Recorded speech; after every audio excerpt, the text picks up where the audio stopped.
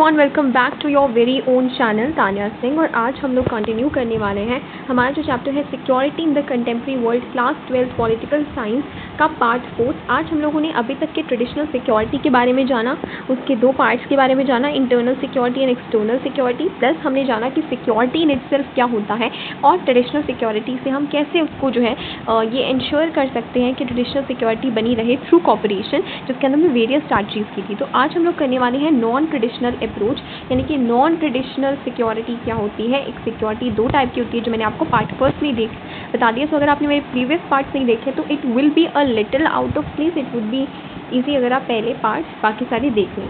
Now difference between traditional and non traditional notion भी हम इस टॉपिक में करने वाले हैं, बिकॉज ये आपकी बैक एक्सरसाइज का भी क्वेश्चन है और in general you should know. So that is why topic हमने यहाँ पर ऐड किया है। सो सबसे पहले हम बात करेंगे non traditional approach of security की। Non traditional approach of security जो है इसे ह्यूमन सिक्योरिटी के नाम से भी जाना जाता है और ग्लोबल सिक्योरिटी के नाम से भी जाना जाता है। ह्यूमन सिक्योरिटी से क्या मतलब है मेरा, यानी कि हम जो है यहाँ पर ह्यूमन पे अपना पूरा फोकस कर रहे हैं रेदर देन स्टेट, यानी कि हमें किसको प्रोटेक्शन देनी है, हमें लोगों को प्रोटेक्शन देनी है देन द स्टेट को प्रोटेक्शन देने में तो only and only traditional security, हथियार एंड ऑल आर सफिशिएंट। लेकिन जब पीपल की सिक्योरिटी की बात आती है तो बहुत सारे अदर इश्यूज भी आ जाते हैं एक इंडिविजुअल को सिक्योर करने के लिए।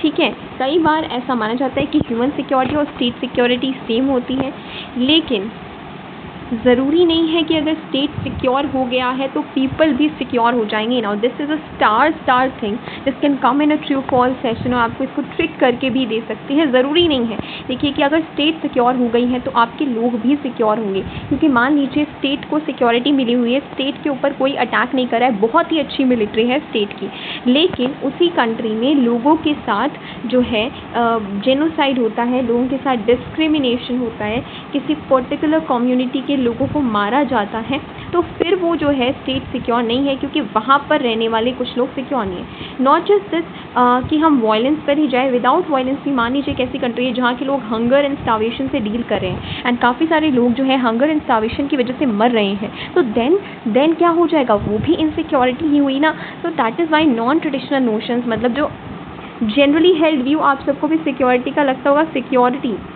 किसी को जेड सिक्योरिटी मिलती है, ये सिक्योरिटी मिलती है, ओनली कम्बार्ट से रिलेटेड है, आर्म्स से रिलेटेड है, लेकिन ऐसा नहीं है। हंगर से रिलेटेड है, पोवर्टी नहीं है किसी के पास तो भी वो पर्सन इनसिक्योर है, जो कि मैं आपको वेरी फर्स्ट पार्ट में ऑलरेडी एक्सप्लेन कर चुकी हूँ कि नॉन ट्रेडिशनल और ट्रेडिशनल क्या है। इसी को हम आज जो है इन डिटेल करने वाले हैं। तो ज़रूरी नहीं है कि स्टेट में अगर ट्रेडिशनल सिक्योरिटी है तो नॉन ट्रेडिशनल भी हो। ठीक है, सिटीजन्स को प्रोटेक्ट करना फ्रॉम फॉरेन अटैक ये एक नेसेसरी कंडीशन है for the security of individual, लेकिन ये सफिशिएंट कंडीशन नहीं है। बहुत इंपॉर्टेंट बात है कि ज़रूरी है कि हम लोग फॉरेन अटैक से भी उसको प्रिवेंट करें, लेकिन सफिशिएंट नहीं है। मैंने जैसा कि आपको ऑलरेडी एग्जांपल में दिया कि कंट्री बहुत ही अच्छी मिलिट्री ले रही है, लेकिन फिर भी ऐसा हो सकता है कि उनकी खुद की गवर्नमेंट जो है लोगों को मार रही हो। ड्यूरिंग द लास्ट 100 ईयर्स बहुत सारे ऐसे लोग हैं जो खुद की गवर्नमेंट के कारण जो है they have loosen up their life rather than the foreign army, right. So जितने भी ह्यूमन सिक्योरिटी के डायमेंशंस हैं वो यही इस चीज़ में उनका प्राइमरी गोल रहता है, प्रोटेक्शन ऑफ इंडिविजुअल्स, ना कि स्टेट। तो वो एज अ नेम सजेस्ट, आपको इसको याद करने की सिंपल हिंट है कि ह्यूमन सिक्योरिटी है, ह्यूमन सेंटर्ड है, human will be the focus. बहुत सारे इसमें भी डिफरेंसेस आ जाते हैं, डिफरेंस ऑफ ओपिनियंस है, बहुत सारे ओपिनियंस हैं कि कौन से ऐसे थ्रेट्स हैं जिनसे इंडिविजुअल को सिक्योरिटी चाहिए, प्रोटेक्शन चाहिए। तो जो इसका नैरो कॉन्सेप्ट है वो ये कहते हैं, जो ह्यूमन सिक्योरिटी है उसका एक नैरो कॉन्सेप्ट है और एक ब्रॉड कॉन्सेप्ट है। तो ह्यूमन सिक्योरिटी के नैरो कॉन्सेप्ट वाले लोग ये मानते हैं जो वायलेंट थ्रेट्स हैं, इसमें भी जो वायलेंट थ्रेट्स हैं वे यार, तो आप समझ लीजिए। देखिए पहले सिक्योरिटी को हमने ट्रेडिशनल और नॉन ट्रेडिशनल में किया। ठीक है, ट्रेडिशनल कहता था कि स्टेट पे ज़्यादा फोकस करता था, नॉन ट्रेडिशनल जो है स्टेट को छोड़कर इंडिविजुअल्स पे ज़्यादा फोकस करे, क्योंकि ह्यूमन और ग्लोबल सिक्योरिटी है। इसमें भी हमने देखा कि वॉयलेंस बेस्ड था, तभी ये ट्रेडिशनल था। इसमें भी आपके नॉन ट्रेडिशनल में भी एक नैरो है, एक ब्रॉड है। नैरो वाला वॉयलेंस बेस्ड है एंड जो आपका ब्रॉड कॉन्सेप्ट है वो वायलेंस बेस्ड नहीं है। सो आई होप आपका एक रिविजन हो गया होगा। तो हम इस पर दोबारा आते हैं।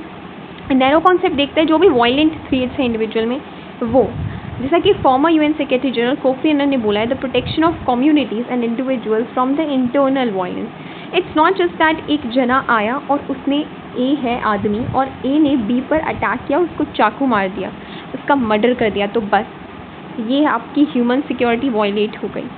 Not just confined to that, but कुछ एब्स्ट्रैक्ट इश्यूज जो हमें इन डेली लाइफ नहीं पता लगते हैं कि हमारी सिक्योरिटी को देख रहे हैं, ये वायलेंट नहीं होते हैं, राइट। तो ब्रॉड कॉन्सेप्ट जो है ह्यूमन सिक्योरिटी का, वो कहता है कि इसके अंदर हंगर, डिजीज़, नेचुरल डिज़ास्टर, ये सब भी इंक्लूड होने चाहिए, क्योंकि ये जो नेचुरल डिज़ास्टर्स, जब एक बार नेचुरल डिज़ास्टर आता है, कितने सारे लोग लैंडस्लाइड्स में मर जाते हैं। अभी डिजीज़ आया कोविड-19, कितने सारे लोगों ने अपनी लाइफ को लॉस्ट किया। So these are also a kind of a threat जिससे हमें जो है प्रिपेयर्डनेस करनी है, राइट। क्योंकि इनफैक्ट ये जो है हंगर, डिजीज़, पॉवर्टी, ये ज़्यादा लोगों को किल कर रहे हैं देन वॉर, जेनोसाइड और टेररिज्म कंबाइंड, क्योंकि ये वॉर, जेनोसाइड और टेररिज्म तीनों ट्रेडिशनल सिक्योरिटी का पार्ट है। ये भी मैं बता दूँ, अगर क्वेश्चन में पूछ लिया जाएगा तो war, genocide and terrorism already हम लोग प्रीवियस पार्ट्स में कर चुके हैं, दे आर ट्रेडिशनल सिक्योरिटी, ठीक है। तो ह्यूमन सिक्योरिटी ये बोलते हैं कि it should protect the people from these threats as well, right. ज़रूर सिर्फ वायलेंस से ही ना प्रोटेक्ट करें, बट इन थ्रेट से भी हमें प्रोटेक्ट करें। तो हम ये कह सकते हैं कि इसके अंदर, ह्यूमन सिक्योरिटी के अंदर, इकोनॉमिक सिक्योरिटी भी आता है, यानी कि सभी लोगों के पास इनफ पैसा हो कि वो अपने बेसिक नीड्स को मीट कर पाएँ। तो ये आपकी एक तरीके से इकोनॉमिकली आप स्ट्रेस ना हो कि भाई हमारे पास पैसा नहीं है, मिनिमम बेसिक नीड्स को फुलफिल करने के लिए आपका पैसा हो। And threats to human dignity, ऐसा ना हो कि किसी के खिलाफ डिस्क्रिमिनेशन हो रहा है, because that is also cause of so many suicide, that is also a cause जो कि आपको सिक्योरिटी नहीं दे पाता है। तो ब्रॉडेस्ट फॉर्मुलेशन इस चीज़ पर स्ट्रेस करता है, freedom from the want and freedom from the fear. Fear and want say जो है आपकी सारी ज़रूरतें पूरी हों और आपको किसी का डर ना हो। मैंने आपको बताया था नॉन ट्रेडिशनल दो चीज़ों से बना है, एक तो ह्यूमन सिक्योरिटी हो जाती है, दूसरा ग्लोबल सिक्योरिटी हो जाती है। तो आइए जानते हैं ग्लोबल सिक्योरिटी के बारे में। ग्लोबल सिक्योरिटी का आइडिया है, ये इमर्ज हुआ 1990s में। अब आप मुझे बताइए, अगर आप इकोनॉमिक्स के स्टूडेंट हैं तो 1990s में क्या हुआ था?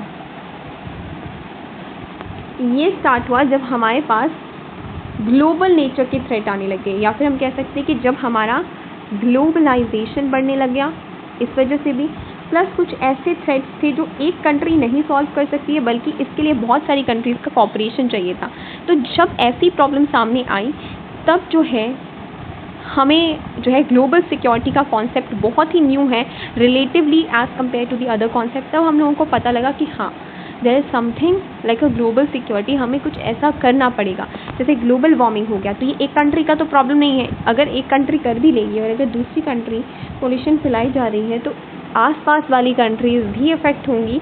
उस तरीके से इंटरनेशनल टेररिज्म, अगर कोई एक कंट्री भी टेररिस्ट को आप सेफ हेवन दे रहे हैं, तो वो आगे जाकर दूसरी कंट्रीज़ पर अटैक करेंगी। Health epidemics like AIDS, bird flu, अभी कोविड-19 इज़ द लेटेस्ट एग्जाम्पल। ये सारे प्रॉब्लम्स ऐसे हैं कि कंट्रीज़ अलोन इस प्रॉब्लम को सॉल्व नहीं कर सकती है। कई सिचुएशन में ऐसा हो सकता है कि कोई एक कंट्री है, उस पर ज़्यादा इफेक्ट पड़ा उस ग्लोबल प्रॉब्लम का, जैसे एनवायरमेंटल डिग्रेडेशन, कईयों पर कम, लेकिन all over you have to cooperate. Cooperation के बिना इट कांट बी अचीव्ड। किसी में ज़्यादा हो सकते हैं, किसी में कम, लेकिन obviously the only solution is through cooperation. As for example global warming की वजह से सी लेवल राइज हुआ 1.5 to 2 मीटर्स का। फॉर एग्जाम्पल क्लासिकल एग्जाम्पल देती हूँ, मान लीजिए ग्लोबल वार्मिंग है, ग्लोबल वार्मिंग से अगर 1.5 या 2 मीटर्स तक का भी सी लेवल राइज होता है, तो वो सिर्फ और सिर्फ जो है उस पर्टिकुलर जगह पे नहीं करेगा, रेंज ऑफ रीजन्स उससे इफेक्ट हो जाएंगे। जैसे पूरा 20% ऑफ बांग्लादेश फ्लड होगा, मोस्ट ऑफ दी मालदीव्स भी इसका इफेक्ट में आएगा, half of the population of Thailand भी इसके इफेक्ट में आएगी। तो such problems need to be solve globally. Right, now this cartoon comments on the massive expenditure on the defense and lack of money for the peace leader initiative in the US. Is it any different in our country? See देखिए, यहाँ पे यही चीज़ कहना चाहते हैं कि most of the people they are focusing on the war. What it means, they are expenditure मतलब वो ज़्यादा पैसा अपनी डिफेंस पे लगा रहे हैं अपनी इस कार्टून में एक्चुअली में ये दिखाया जा रहा है कि ज़्यादा से ज़्यादा पैसे जो है यूएस वो जो है अपनी डिफेंस में खर्च कर रहा है, अपनी डिफेंस को और मिलिट्री पावर को बढ़ाने के लिए कर रहा है, एंड लेस पीस इनिशिएटिव्स के लिए बहुत ही कम कर रहा है, यानी कि अपनी नॉन ट्रेडिशनल सिक्योरिटी पे ज़्यादा ध्यान दे रहा है। ट्रेडिशनल सिक्योरिटी या फिर हम कह सकते हैं कि पीस, मेनली जो पीस इनिशिएटिव्स हैं उसमें कम दे रहा है। देखिए पीस रिलेटेड इनिशिएटिव्स पे कम दे रहा है। यहाँ पे देखिए $300 बिलियन इराक वॉर में दे दिए, वेस्टर्न अफेयर्स में 67 बिलियन का खर्चा है, 425 billion per year defence department को दे रहे हैं, होमलैंड सिक्योरिटी को दे रहे हैं, और डिपार्टमेंट ऑफ पीस में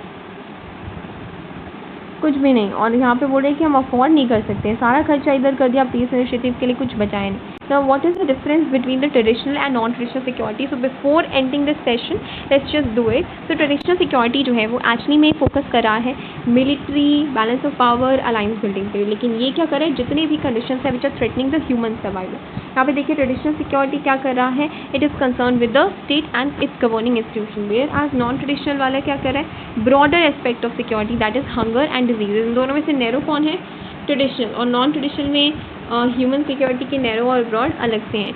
ठीक है, उसके बाद ट्रेडिशनल नोशन जो है वो क्या कह रहा है कि it is focusing just on the state की इंटरनल एक्सटर्नल फेस, स्टेट को क्या है, लेकिन it is focusing not only on the state but also on the individual. तो ऐसा नहीं है कि स्टेट पर ये फोकस नहीं करिए, स्टेट के साथ साथ जो है वो ह्यूमन पर फोकस करें। इसका मेन फोकस जो है वो है, और कि टारगेट को अचीव करने के लिए हम लोग सिर्फ फोर्स का यूज़ कर सकते हैं अकॉर्डिंग टू दिस, लेकिन इसके according cooperation is the best method जो कि ह्यूमंस को प्रोटेक्ट कर सकते हैं, ग्लोबल सिक्योरिटी इंश्योर कर सकते हैं। यानी कि यहाँ पर फोर्स जो हमारे टारगेट को अचीव करवा सकता है, लेकिन यहाँ पे फोर्स नहीं, पीस, नेगोशिएशन, कॉपरेशन जो है वो हमें हमारे अच्छी डेस्टिनेशन तक पहुंचा सकता है ना। पार्ट 6 तो 2 वीडियो में हम करेंगे न्यू सोर्सेज ऑफ थ्रेट्स, जिसके अंदर स्पेशली आपका एक टॉपिक आएगा टेररिज्म वाला, बट इसके अलावा और भी 3 टॉपिक्स और हैं जो हम करने वाले हैं कि आजकल के ज़माने में ट्रेडिशनल नॉन ट्रेडिशनल अप्रोच के अलावा और क्या क्या जो है सोर्सेज आए हैं थ्रेट की, उसको हम लोग करने वाले हैं in the next part of the video. आपको इस चैप्टर के नोट्स मेरे टेलीग्राम चैनल पे मिल जाएंगे, जिसका लिंक डिस्क्रिप्शन में है। That's it for the video. Thanks for watching and have a nice day. Bless you all. Yeah. Let's meet up in the next part of the video soon.